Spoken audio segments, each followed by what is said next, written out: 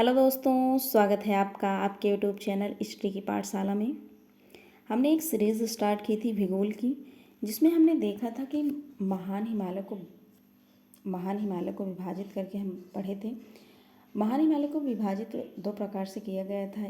पहला तो हमारा था श्रेणी विभाजन, दूसरा प्रादेशिक विभाजन। प्रादेशिक विभाजन, श्रेणी विभाजन में हमने सबसे पहले ट्रांस हिमालय, उसके बाद महान हिमालय, उसके बाद लघु हिमालय और जो फोर्थ नंबर का था शिवालिक हिमालय। तो ट्रांस हिमालय के बारे में हमने विस्तार से पिछली वीडियो में देखा था। आज हमारा जो टॉपिक है महान हिमालय। तो आज का जो टॉपिक है महान हिमालय। अगर आप इस चैनल पर नए हैं तो चैनल को सब्सक्राइब कर लीजिए, बेल आइकन को प्रेस कर लीजिए, जिससे आपको अगले वीडियो का नोटिफिकेशन मिल सके। अब बात करें अगर महान हिमालय की, महान हिमालय तो इसकी जो औसत ऊंचाई है कितनी है? 6100 मीटर है। कितनी है? 6100 मीटर। अगर लंबाई की बात करें तो 2400 किलोमीटर में इसका विस्तार है, फैला हुआ है। और चौड़ाई जो कि पश्चिम में 350 किलोमीटर और पूरब में 150 किलोमीटर तक इसका फैलाव है। अगर बात करें कि महान हिमालय को और किस नाम से जाना जाता है, इसको हम बृहद हिमालय और हिमाद्री हिमालय के नाम से जानते हैं।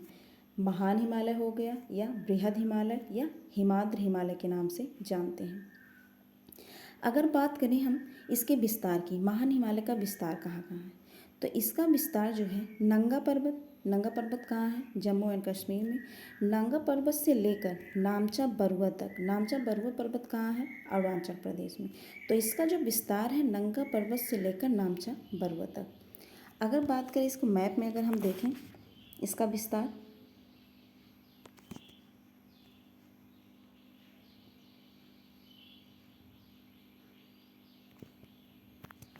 आप देख सकते हैं मैप में इसका जो विस्तार है जम्मू कश्मीर। ये नांगा पर्वत कहाँ है?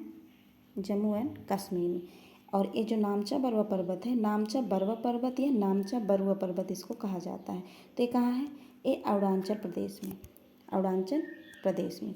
तो नंगा पर्वत की जो ऊंचाई है 8126 मीटर है और जो नामचा बरुआ पर्वत की ऊंचाई है 7782 मीटर है।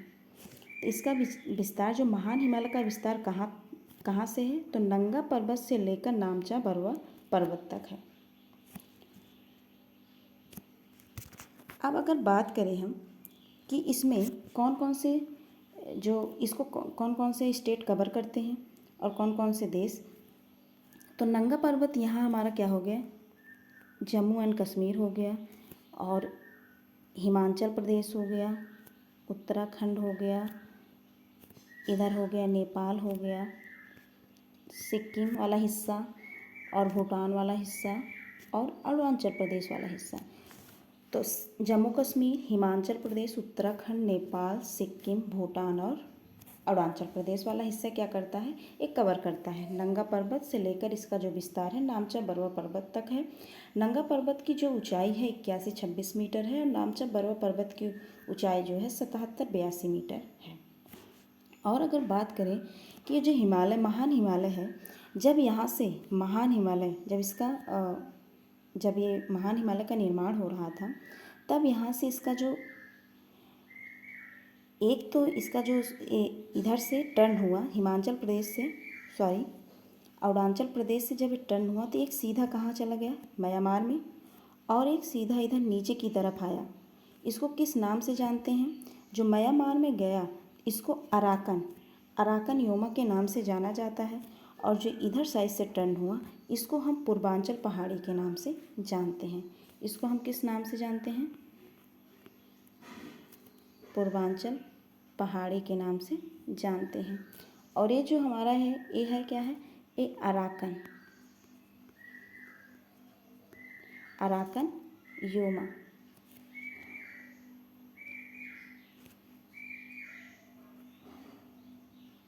अराकन योमा के नाम से जाना जाता है। तो ये अगर पूछा जाए महान हिमालय कहाँ से टर्न हुआ, तो अरुणाचल प्रदेश से टर्न हुआ, तो सीधा एक म्यांमार में गया जिसको हम अराकन योमा के नाम से जानते हैं, और सीधा एक नीचे की तरफ जो मुड़ा उसको हम पूर्वांचल पहाड़ी के नाम से जानते हैं।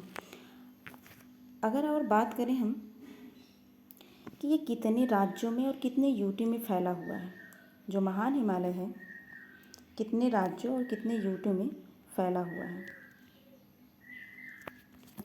तो इन 9 राज्यों में और 2 यूटी में फैला है। 2 यूटी कौन? एक तो जम्मू कश्मीर और दूसरा लद्दाख। 9 राज्यों में कौन कौन से 9 राज्य? एक तो 7 सिस्टर वाला भाग हो गया और दूसरा उत्तराखंड और हिमाचल प्रदेश। उत्तराखंड और हिमाचल प्रदेश। तो 9 राज्यों में इसका विस्तार है और 2 यूटी में।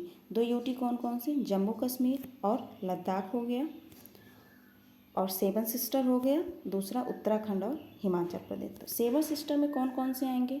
तो फिर 7 सिस्टर में अरुणाचल प्रदेश हो गया, असम हो गया, मेघालय हो गया, नागालैंड, मिजोरम, मणिपुर, त्रिपुरा। तो ये 7 सिस्टर होते हैं। तो महान हिमालय, अगर पूछा जाए महान हिमालय का विस्तार कितने राज्यों में है और कितने यूटी में है, तो 9 राज्यों में और 2 यूटी में है। अब अगर बात करें हम, अब इसका विस्तार है तो इसमें चोटियाँ पाई जाएंगी।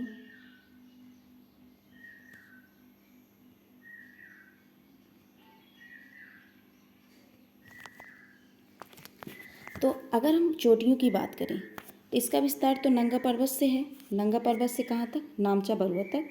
नामचा बरुआ पर्वत तक, अरुणाचल प्रदेश तक इसका विस्तार है। अब इसके बीच में उत्तराखंड की जितनी चोटियाँ हैं हम देखेंगे।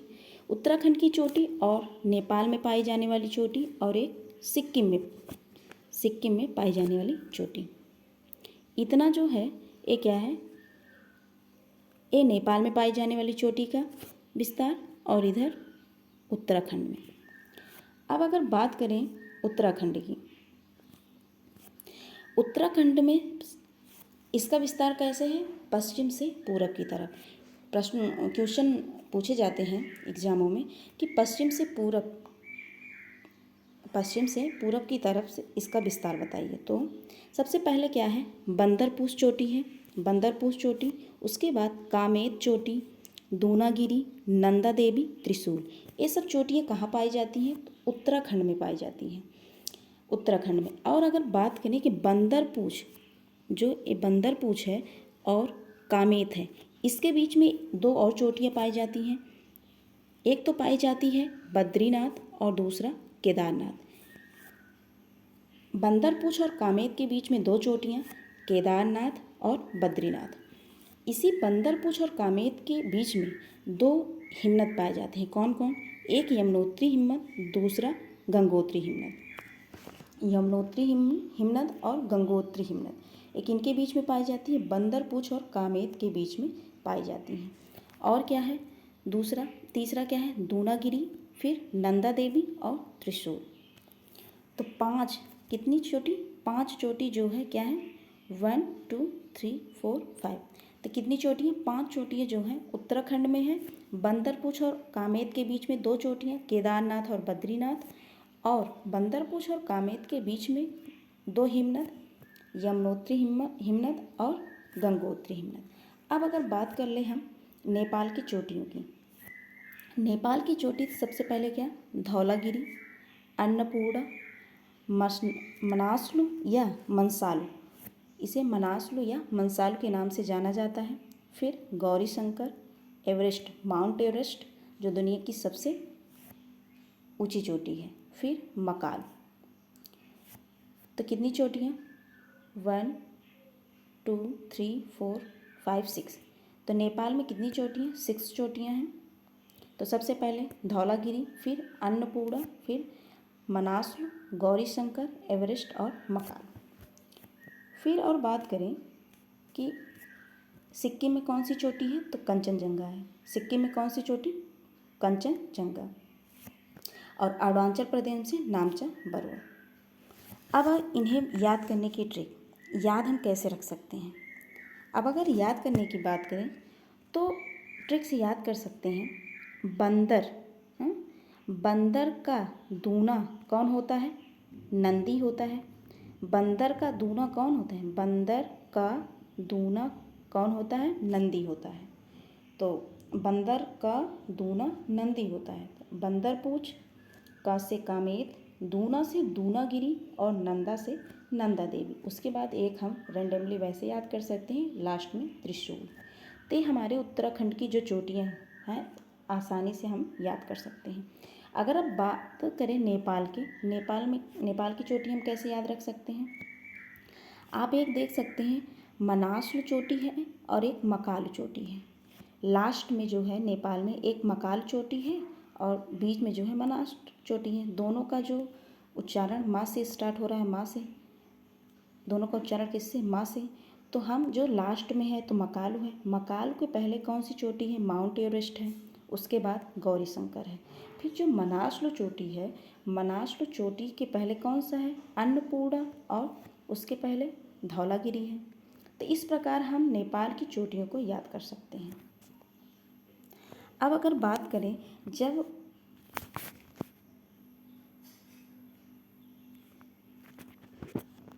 जब यह अरुणाचल प्रदेश से पर्वत मुड़ा तो एक सीधा म्यांमार में गया, जिसे हम अराकन योमा के नाम से जानते हैं, और दूसरा ये सीधा इधर आया तो इसको हम क्या कहते हैं? पूर्वांचल पहाड़ी के नाम से जानते हैं। इन पूर्वांचल पहाड़ी में बहुत से हिल पाए जाते हैं, जैसे पहला है पटकाई बूम, दूसरा नागा हिल, तीसरा क्या है? मणिपुर हिल, मिजो हिल और लुसाई हिल। ये सब हिलें किस में पाई जाती हैं? पूर्वांचल पहाड़ी में। अगर पूछा जाए पूर्वांचल पहाड़ी में कौन सी हिल पाई जाती हैं, तो पटकाई बूम हो गया, नागा हिल हो गया, मणिपुर हिल हो गया, मिजो हिल हो गया और लुसाई हिल हो गया। तो इतना हुआ। अब अगर बात करें कि माउंट एवरेस्ट को अन्य देशों में अन्य नाम से जानते हैं। माउंट एवरेस्ट को अन्य देशों में अन्य नाम से जानते हैं। इंडिया में इसे क्या कहते हैं? Mount Everest. नेपाल में इसे सागर माथा के नाम से जाना जाता है। किसको? माउंट एवरेस्ट को। और चाइना में इसे चोमलुंगमा कहा जाता है। चोमलुंगमा का अर्थ क्या होता है? पर्वतों की रानी। तो हम अन्य देशों में माउंट एवरेस्ट को अन्य नाम से जानते हैं। भारत में अपने किसमें? माउंट एवरेस्ट के नाम से, नेपाल को सागर माथा और चाइना में चोमलुंगमा के नाम से जाना जाता है। चोमलुंगमा का अर्थ क्या होता है? पर्वतों की रानी। अब अगर बात करें माउंट एवरेस्ट की,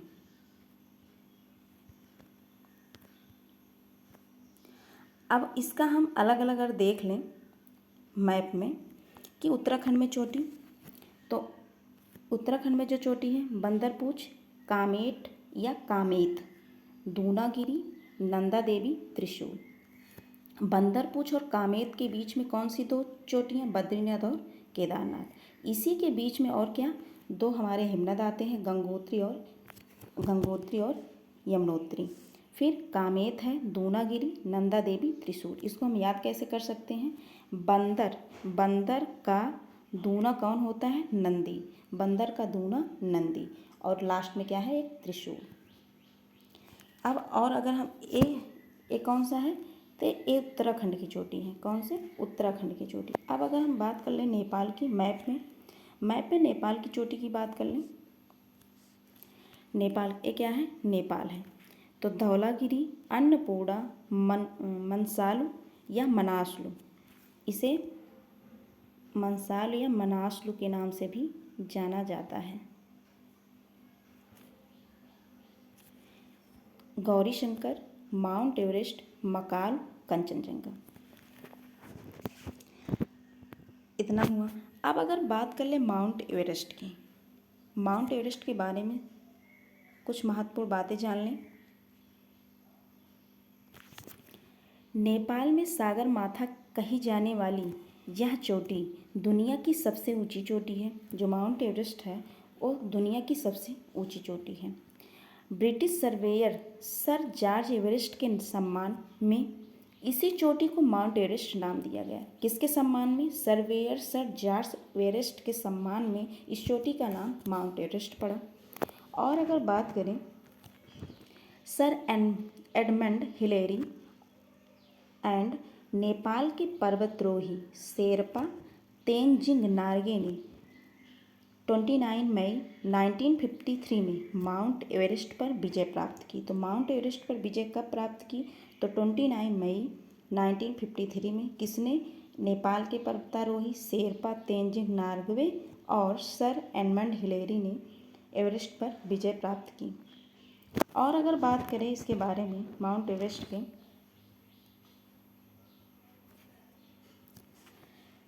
16 मई 1975 को माउंट एवरेस्ट फतह करने वाली दुनिया की पहली महिला जुनको ताबेई थी। तो पहली महिला जो दुनिया की पहली महिला थी एवरेस्ट को फतेह करने वाली जुनको ताबेई थी।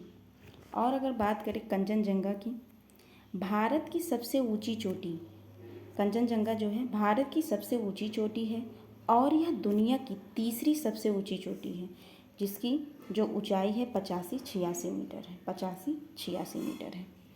और अगर हम बात करें कि अन्य चोटियाँ हैं इसकी ऊंचाई कितनी है, जो कि महान हिमालय में पाई जाती हैं।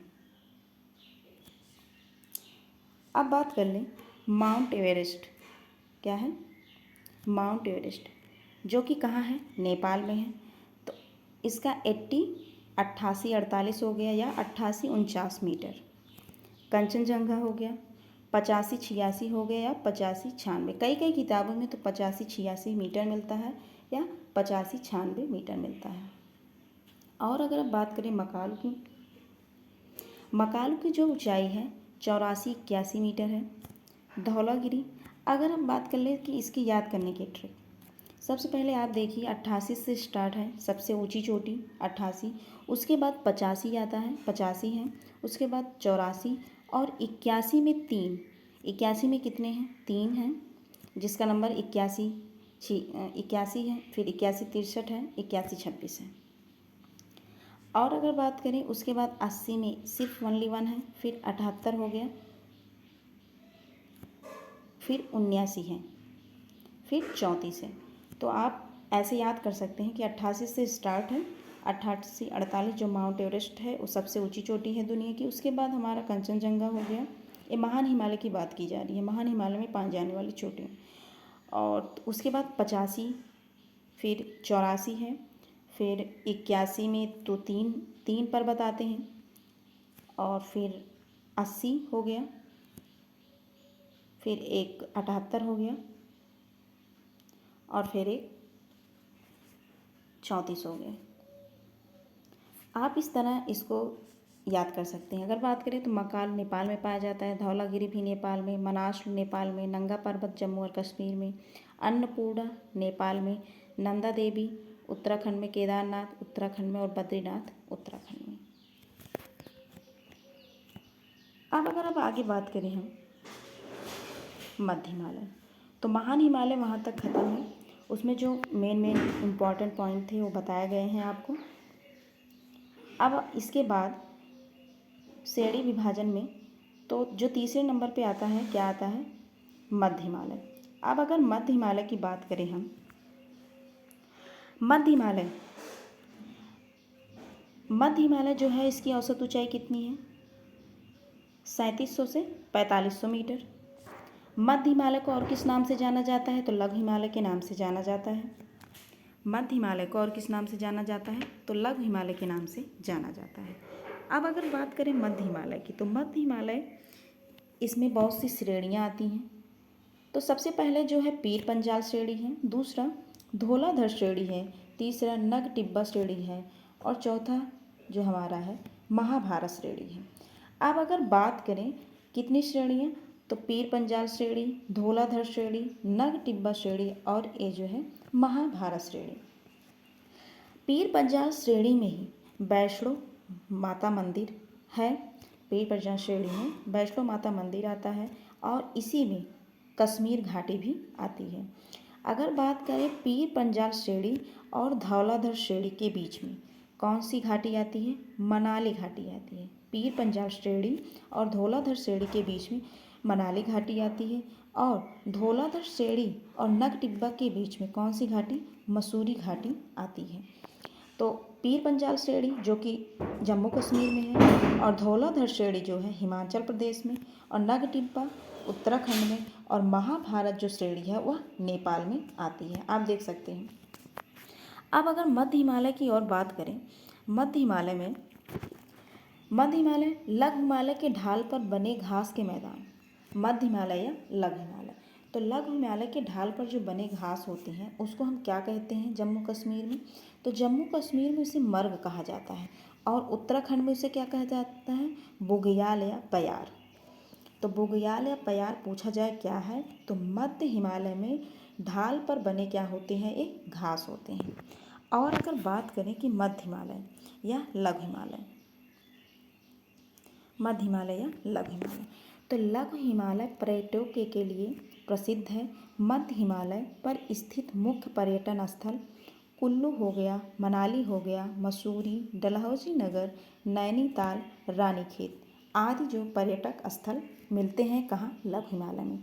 अगर बात करें कि लघु हिमालय में प्रमुख घाटियाँ कौन सी हैं, कश्मीर घाटी हो गई, कुल्लू घाटी हो गई, कांगड़ा घाटी और काठमांडू घाटी। यहाँ तक क्या है, यहाँ तक हमारा मध्य हिमालय था। तो मध्य हिमालय यहाँ ख़त्म होता है। फिर हम स्टार्ट करते हैं शिवालिक हिमालय। तो श्रेणी विभाजन के तौर पे चौथा जो हिमालय था क्या था, शिवालिक हिमालय। तो शिवालिक हिमालय के बारे में अगर हम बात करें तो इसका जो शिवालिक हिमालय क्या है, तो शिवालिक हिमालय जो क्या है, यह नवीन श्रेणी है, या एक क्या है, नवीन श्रेणी है। यह एक नवीन श्रेणी है। इसकी औसत ऊंचाई क्या है, 1500 से 2000 मीटर तक इसकी औसत ऊंचाई है। इसे क्या कहा जाता है, इसे पाद प्रदेश भी कहा जाता है, या इंग्लिश में फूट हिल के नाम से भी जाना जाता है किसे, शिवालिक हिमालय को। इसका प्राचीन काल में नाम क्या था, माणक पर्वत के नाम से शिवालिक हिमालय को जाना जाता था। इसके अन्य नाम क्या हैं, चुरया हिल्स, च्योर हिल्स और मार्गल हिल्स के नाम से शिवालिक हिमालय को जाना जाता है। अब अगर बात करें कि पेबल क्या है, पेबल क्या है, ये क्या होते हैं पेबल, ये नदियों में पाए जाने वाले बड़े पत्थर होते हैं। ये सर्वाधिक कहाँ पाए जाते हैं, अगर पूछा जाए कि एग्जामों में पूछा जाता है कि पेबल कहाँ पाया जाता है, तो सर्वाधिक पेबल कहाँ पाया जाता है, तो शिवालिक हिमालय में पेबल पाया जाता है। और पेबल का नाम पेबल होता क्या है, यह नदियों में पाए जाने वाले बड़े पत्थर होते हैं। और अगर बात करें शिवालिक में,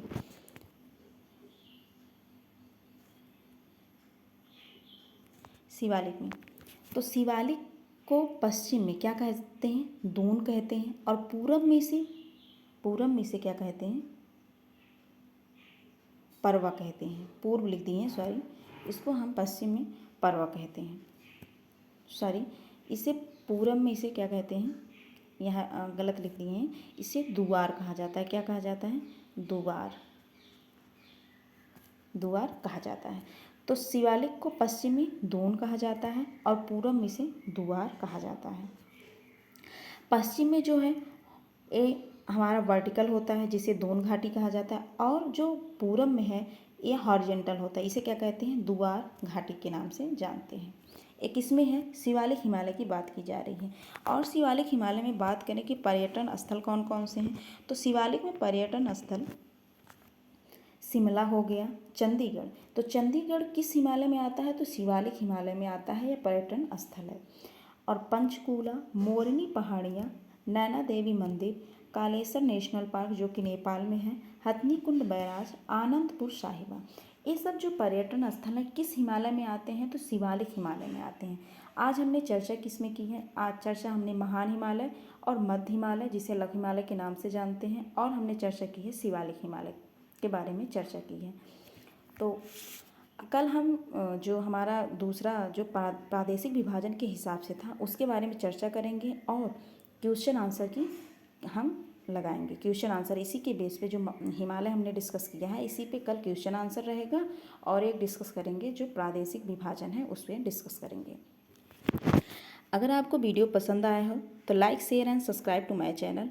मिलते हैं नेक्स्ट वीडियो में। Thank you.